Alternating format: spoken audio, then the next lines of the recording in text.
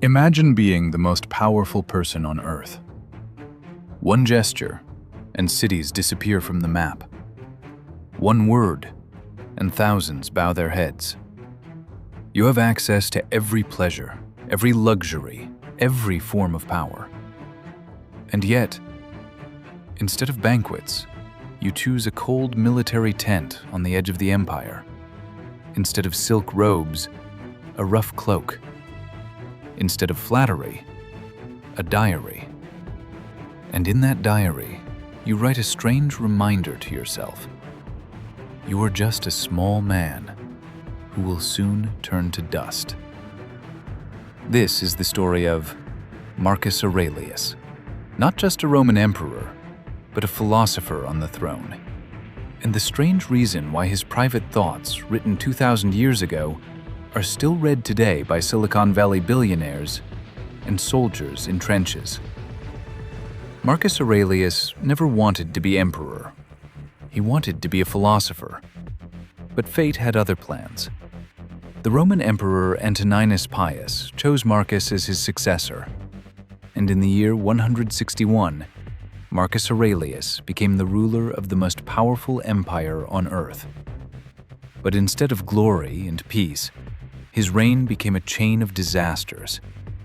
Endless wars, Germanic tribes attacking the northern borders of the empire, Roman legions marching constantly to defend the frontier, winter on the Danube, Roman soldiers standing in freezing mud, watching the forests beyond the river where enemy tribes waited in the darkness.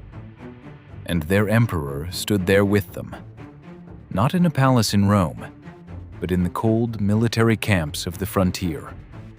Then came something even worse. A deadly epidemic began spreading across the empire. Historians now call it the Antonine Plague. It moved along trade routes, through cities, through the Roman army itself. Millions died, even members of Marcus Aurelius's own family. And if that wasn't enough, one of his most trusted generals eventually rebelled against him. War, disease, betrayal. So how did Marcus Aurelius survive all of this without losing his mind? The answer was his private journal, a series of notes he wrote only for himself, the book we now know as Meditations. It was never meant to be published. It was his personal therapy, a place where the most powerful man in the world reminded himself how to stay human. His philosophy was simple. First, the dichotomy of control. You have power over your mind, not outside events. Realize this, and you will find strength. Marcus understood something most people never accept. He could not stop the plague. He could not control wars. But he could control how he responded. Second, Amor Fati, the love of fate. Instead of resisting hardship, he believed we should use it as fuel. Every obstacle is material for growth.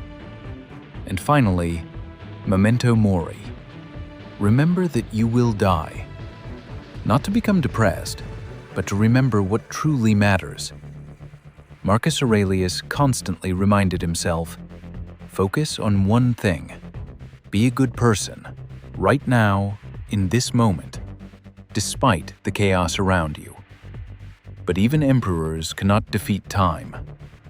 March 17th, year 180. Marcus Aurelius is dying.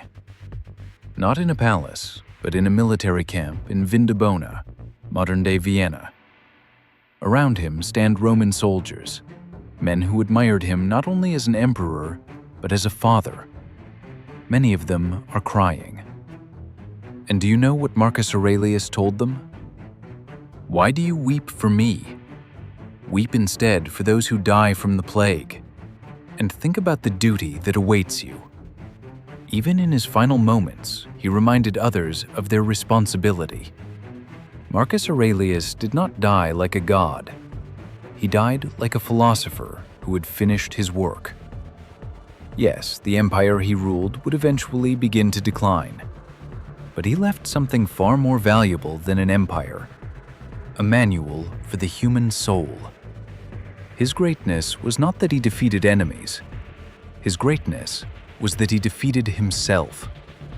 He proved that it is possible to hold absolute power and remain completely human. Today, the world feels chaotic again. Deadlines, news, stress, uncertainty. And if it ever feels like you are losing control, remember the man who carried the weight of an entire empire on his shoulders and still searched for peace within himself. Ask yourself one question Marcus Aurelius asked every day. Is this within my control? Write one thing in the comments that worries you right now, and try applying Marcus's rule. If this story helped you see things differently, subscribe to Protagonist. Here we learn how to stay strong in a chaotic world. Be like Marcus. Be unshakable.